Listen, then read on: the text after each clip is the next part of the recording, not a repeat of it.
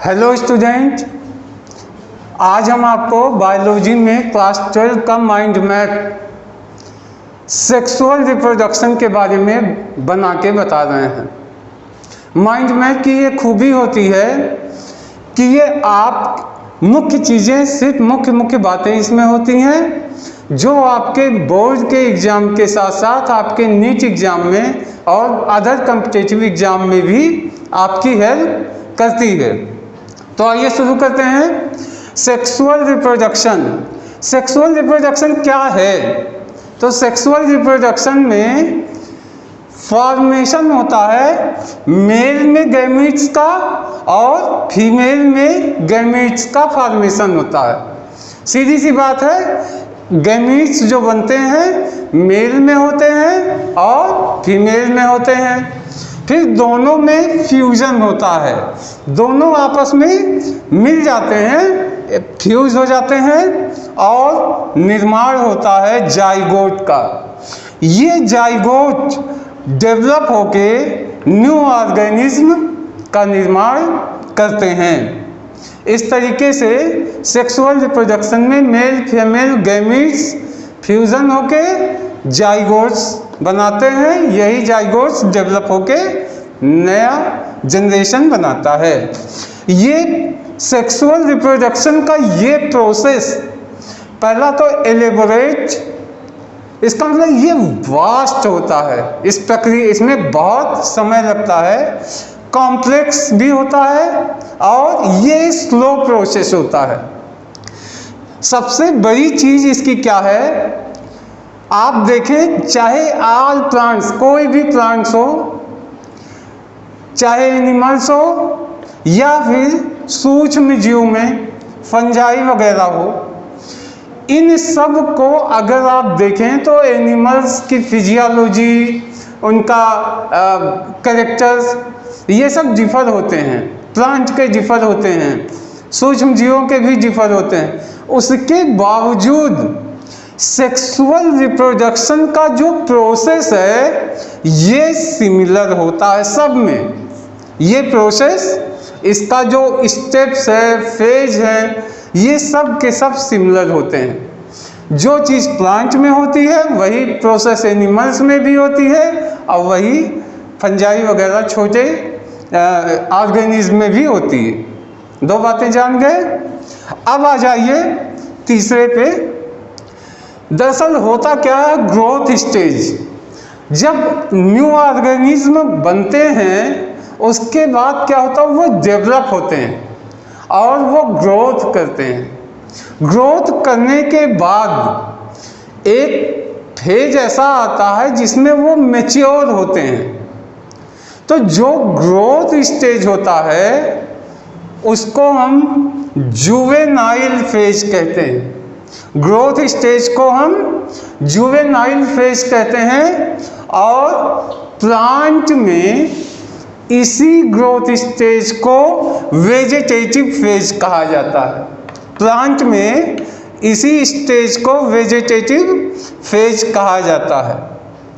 और ये juvenile phase या वेजिटेटिव फेज का जब इंज होता है तब एनिमल्स हो, प्लांट्स हो या कोई अदर ऑर्गेनिज्म हो, तब ये मैच्योर होते हैं। और जब ये मैच्योर होते हैं तब इनका रिप्रोडक्टिव फेज शुरू होता है।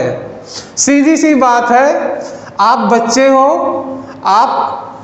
आपको मालूम है इंसान जन्म लेता है, इसके बाद हम टीनेजर्स होते हैं, हमारा किशोरावस्था आता है। किशोरावस्था के बाद जब हम थोड़े से और बड़े होते हैं, मैच्योर होते हैं, तब वो मैच्योर की अवस्था रिप्रोडक्टिव फेज की अवस्था मानी जाती है जिसमें आपके शादी होते हैं। शादी होने के बाद फिर बच्चे होते हैं, यानी आप शादी हो गई, मैच्योर हो गए, अब आपका रिप्रोडक्टिव फेज स्टार्ट हो जाता है। इसका मतलब ये हुआ जुवेनाइल फेज और या वेजिटेटिव फेज का जो इंड होता है वो शुरू होता है रिप्रोडक्टिव फेज। अब इसके बाद इसमें हम आगे जोड़ते हैं। अब आते हैं जब आप मैच्योर स्टेज की बात करते हैं तो आमतौर पे एनिमल्स में आपको फीलिंग होती है।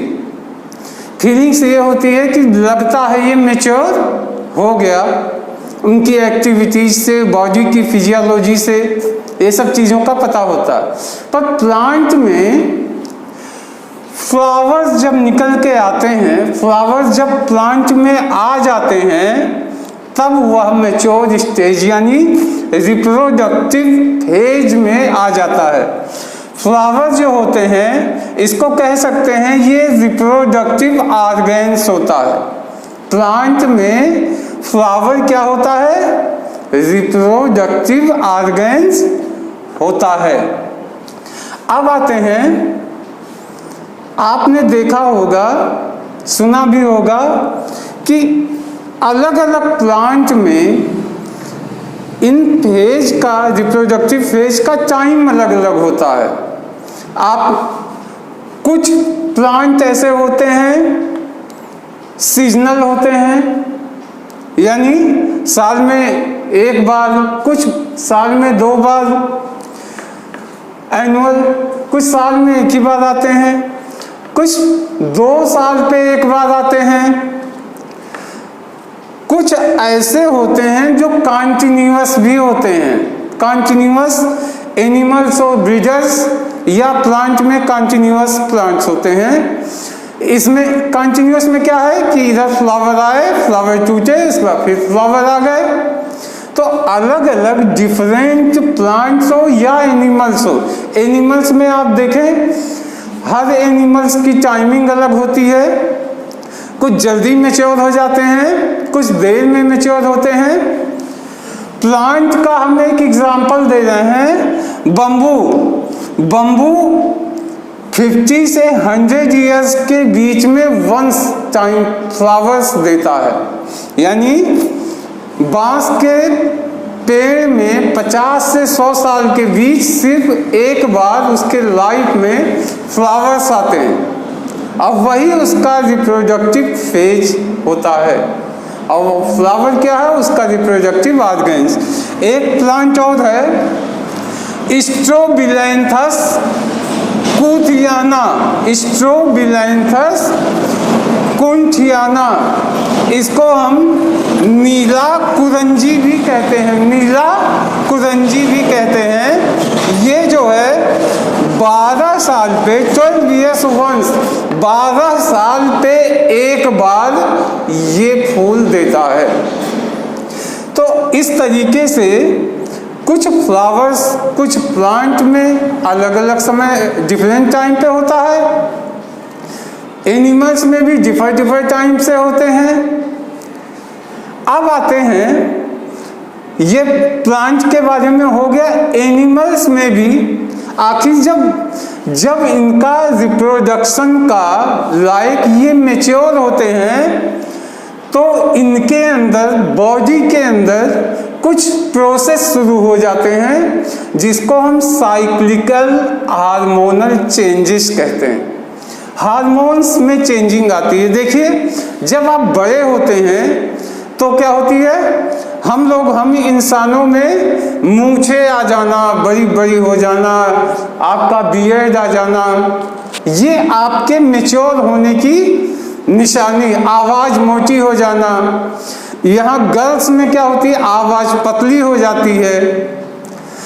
तो इस तरीके से ये सब जो चेंजिंग होती हैं, हार्मोनल चेंजिंग होती हैं, और ये चेंजिंग बताता है कि सेक्सुअल रिप्रोडक्शन के लायक व्यक्ति मैच्योर कंडीशन में आ गया है।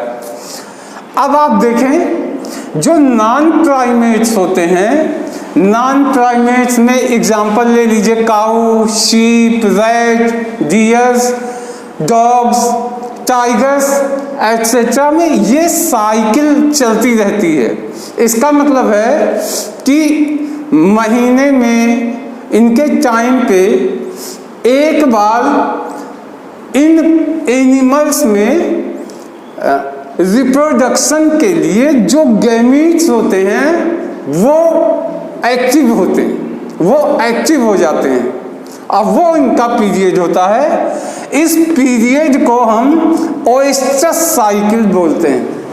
ये साइकिल शब्द इसलिए है कि ये आता रहता है, एक निश्चित टाइम के बाद ये प्रोसेस अपने आप होता रहता है। लेकिन जो प्राइमेट हैं, एग्जाम्पल ले लीजिए मंकीज, रैट्स, ह्यूमंस, हम इंसान लोग भी इसी में आते हैं। इसमें जब गैमीट्स एक्टिवेट होते हैं, यहाँ पे चलता है मेंस्ट्रुअल साइकिल। अब इन सब के बारे में डिटेल्स आप आगे भी जानेंगे और पिछली क्लास में भी जाने होंगे। इस तरीके से ये साइकिल के बीच में ही सबसे अच्छा टाइम होता है, किस लिए? सेक्सुअल रिप्रोडक्शन के लिए। अब आते हैं इवेंट्स इन सेक्सुअल रिप्रोडक्शन। दरअसल इन सेक्सुअल रिप्रोडक्शन को हम डिटेल्स में जानने के लिए हम इसको 3 सीक्वेंशियल इवेंट्स में क्लासिफाइड कर सकते हैं। इन 3 इवेंट्स के अंदर पूरी प्रक्रिया को, सेक्सुअल रिप्रोडक्शन को आप समझ सकते हैं। पहला है प्री फर्टिलाइजेशन, फिर दूसरा आता है फर्टिलाइजेशन और तीसरा आता है पोस्ट फर्टिलाइजेशन। प्यारे छात्रों, ये तीनों स्टेप्स को कायदे से समझने के लिए, चूंकि ये एक वास्ट टॉपिक है और इसको कायदे से समझना है, तो हम एक एक स्टेज को ध्यान से ले करके चलेंगे। अब हम अगला जो वीडियो इसके बारे में देने वाले हैं, उसमें हम प्री फर्टिलाइजेशन के बारे में बात करेंगे, फिर फर्टिलाइजेशन के बारे में बात करेंगे, पोस्ट फर्टिलाइजेशन के बारे में बात करेंगे। आप चैनल को सब्सक्राइब कर लीजिए। हमारा जैसे ही वीडियो आपके पास आता है, आपको इन्फॉर्मेशन मिल जाएगी और आप इत्मीनान से बैठ के इसको पढ़ सकते हैं। कोई फालतू चीज़ नहीं होता, सिर्फ वो मैटर होते हैं जो आपको पढ़ने हैं, जो आपको जानने हैं और जो आपके एग्ज़ाम के लिए, बोर्ड एग्ज़ाम के साथ साथ नीट एग्ज़ाम के लिए ये बहुत ही प्रॉफिटेबल होता है। तो अगले वीडियो के मिलते हैं नेक्स्ट वीडियो में। Thank you.